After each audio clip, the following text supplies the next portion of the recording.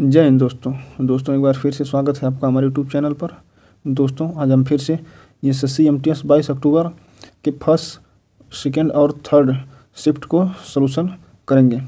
तो चलिए दोस्तों देखते हैं क्या क्या क्वेश्चन पूछा गया था। दोस्तों सबसे पहले क्वेश्चन पूछा गया था समवर्ती सूची से। दोस्तों समवर्ती सूची किस देश से लिया गया है?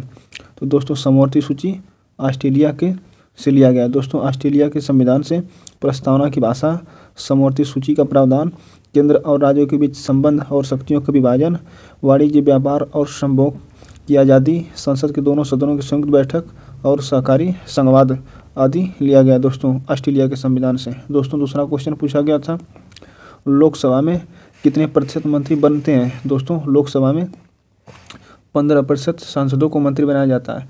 इनमें से कैबिनेट, राज्य और स्वतंत्र प्रभार वाले राज्य मंत्री बनाए जाते हैं। दोस्तों अगला क्वेश्चन पूछा गया था एक राज्यपाल दो राज्यों का राज्यपाल हो सकता है, यह किस आर्टिकल में है? दोस्तों एक राज्यपाल दो राज्यों का राज्यपाल हो सकता है, यह आर्टिकल 153 के मुताबिक है। दोस्तों राज्यपाल से जुड़े कुछ संवैधानिक प्रावधान। दोस्तों राज्यपाल की नियुक्ति से जुड़े अनुच्छेद 155 में दोस्तों अनुच्छेद 155 के तहत राज्यपाल की नियुक्ति की जाती है। दोस्तों राज्यपाल के पास राष्ट्रपति जैसी जिम्मेदारियां होती हैं। राज्यपाल राज्य के संवैधानिक नेता और प्रतिनिधित्व के रूप में काम करता है। राज्यपाल को सहायता और सलाह देने के लिए मुख्यमंत्री की अध्यक्षता में मंत्रिपरिषद होती है। दोस्तों नेक्स्ट क्वेश्चन देखेंगे। दोस्तों राज्यपाल से एक और फैक्ट है, राज्यपाल को विधानसभा में पारित विधेयक पर मंजूरी देना होता है। नेक्स्ट क्वेश्चन दोस्तों भूदान आंदोलन किसने शुरू किया था? दोस्तों भूदान आंदोलन विनोबा भावे द्वारा शुरू किया गया था। भूदान आंदोलन की शुरुआत गांधीवादी विनोबा भावे ने अप्रैल 1951 में की थी। यह आंदोलन तेलंगाना के पोचमपल्ली गांव से शुरू हुआ था। दोस्तों भूदान आंदोलन को रक्तहीन क्रांति के नाम से जाना जाता है। अगला क्वेश्चन दोस्तों वेस्ट बंगाल कितनी बार संतोष ट्रॉफी जीता है? दोस्तों वेस्ट बंगाल टोटल 32 बार संतोष ट्रॉफी जीता है। नेक्स्ट क्वेश्चन स्वयं सहायता समूह कौन से बैंक शुरू किया था? स्वयं सहायता समूह नाबार्ड बैंक द्वारा 1992-93 में शुरू किया गया कार्यक्रम था। इसका मकसद ग्रामीण इलाकों के स्वयं सहायता समूह को वित्तीय सहायता देना था। अगला क्वेश्चन दोस्तों नीलकंठ मंदिर कहाँ स्थित है? दोस्तों उत्तराखंड ऋषिकेश में स्थित है। नेक्स्ट क्वेश्चन मालगुडी डेज के लेखक कौन है? दोस्तों मालगुडी डेज के लेखक आर.के. नारायण है। नींबू संतरा में कौन सा अम्ल पाया जाता है? दोस्तों नींबू संतरा में साइट्रिक अम्ल पाया जाता है और यह विटामिन सी है। कौशल मिशन योजना कब शुरू की गई थी? दोस्तों प्रधानमंत्री नरेंद्र मोदी ने कौशल भारत अभियान स्किल इंडिया की शुरुआत 15 जुलाई 2015 को की थी। इस मिशन का मकसद साल 2022 तक भारत में 30 करोड़ से ज़्यादा लोगों को अलग अलग तरह के कौशल सिखाना है। इस मिशन के तहत हर साल 1 करोड़ से ज़्यादा युवा जुड़ते हैं। दोस्तों नेक्स्ट क्वेश्चन सती प्रथा का अंत किस गवर्नर ने किया था? दोस्तों सती प्रथा का अंत 1829 में विलियम बेंटिक ने किया था। कौन सा लोक नृत्य में चेहरा सजाया जाता है? दोस्तों कथकली लोक नृत्य में चेहरा सजाया जाता है। दोस्तों थर्ड शिफ्ट का क्वेश्चन देखेंगे। लोसांग त्यौहार कौन सी जनजाति मनाती है? दोस्तों भूटिया जनजाति मनाती है जो सिक्किम में पाई जाती है।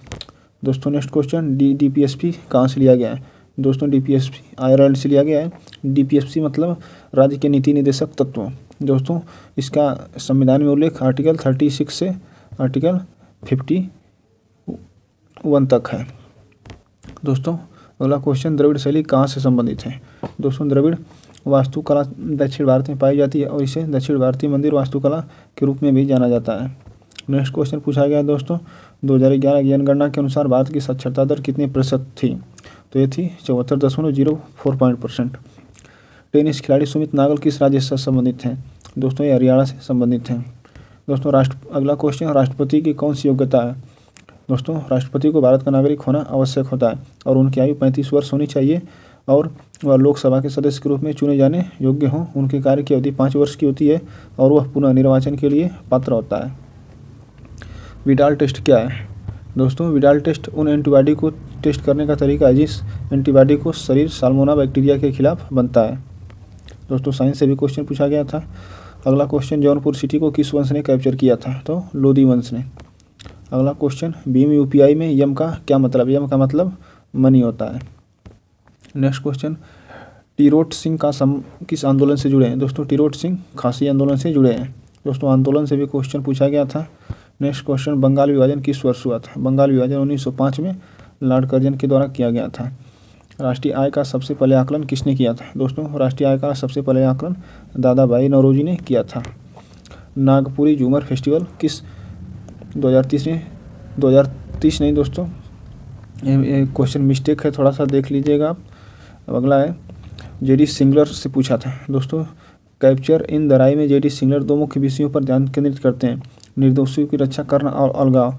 उपन्यास में प्राथमिक विषयों में से एक निर्दोष की रक्षा करना है। पूरे उपन्यास में ओल्डेन अपने छोटे भाई एली के बारे में याद करता है जो मर चुका है। दोस्तों, उपन्यास से क्वेश्चन पूछा गया था दोस्तों 22 अक्टूबर का। अब फर्स्ट शिफ्ट का क्वेश्चन देखेंगे। NTRE के अध्यक्ष कौन है? दोस्तों, NTR दोस्तों राष्ट्रीय तकनीक अनुसंधान संस्थान। दोस्तों, नेशनल टेक्नीशियन रिसर्च ऑर्गेनाइजेशन की अध्यक्ष अरुणिमा सिन्हा इसका अध्यक्ष पूछा था, जो 31 जुलाई 2024 तक कार्यकाल मिला इनका। अगला क्वेश्चन दोस्तों, NTRO के बारे में कुछ और जानकारी। दोस्तों, NTRO भारत की एक तकनीक खुफिया एजेंसी है। इसकी स्थापना सन 2004 में की गई थी। दोस्तों, यह राष्ट्रीय सुरक्षा सलाहकार और प्रधानमंत्री कार्यालय को रिपोर्ट करती है। दोस्तों, रानी की वाव किस राज्य में स्थित है? रानी की वाव दोस्तों गुजरात राज्य के पाटन शहर में एक जटिल रूप से निर्मित बावड़ी है। दोस्तों, अगला क्वेश्चन, अलार्मेल बल्ली द्वारा कौन सा शास्त्रीय नृत्य किया जाता है? तो ये भरतनाट्यम किया जाता है। अलार्मेल बल्ली एक प्रमुख भारतीय शास्त्रीय नर्तक और कोरियोग्राफर है और भारतीय शास्त्रीय नृत्य रूप भरतनाट्यम में पंडानलोर शैली की सबसे प्रमुख प्रतिपादक है। दोस्तों, M and the Big Hoom के लेखक जेरी पिंटो हैं।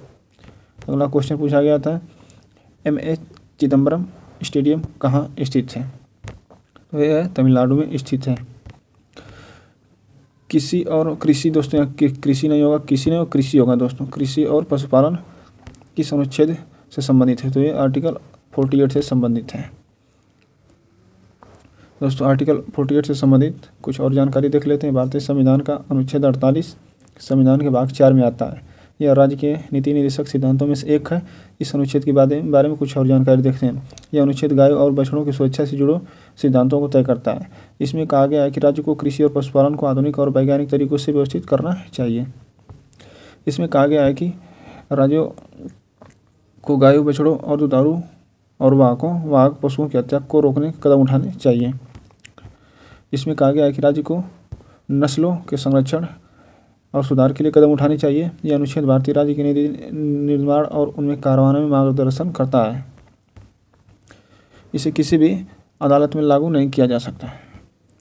दोस्तों, अगला क्वेश्चन, अल्कोहल और ब्रेड में क्या मिलाया जाता है? दोस्तों, अल्कोहल और ब्रेड में ईस्ट मिलाया जाता है। दोस्तों, ईस्ट के बिना अल्कोहल ब्रेड नहीं बन सकता। दोस्तों, केरल 2011 में जनगणना में कितनी प्रतिशत वृद्धि हुई थी? दोस्तों, 4.9% की वृद्धि हुई थी। दोस्तों, अगला क्वेश्चन पूछा गया था, भारत की 2011 में 10 की जनगणना कितनी प्रतिशत वृद्धि हुई थी? तो ये हुई थी 16 से 17% तक। कल्याण सुंदरम पिल्लई को 2030 में पद्मश्री मिला, वह किस नृत्य से संबंधित है? तो दोस्तों, वह भरतनाट्यम से संबंधित थी। 2011 जनगणना के अनुसार कितने प्रतिशत लोग कृषि से संबंधित हैं? तो 54 से 55% लोग कृषि से संबंधित हैं। दोस्तों, क्वेश्चन कैसा है कमेंट बॉक्स में जरूर बताएं। नेक्स्ट शिफ्ट में अगले शिफ्ट का एनालिसिस करेंगे।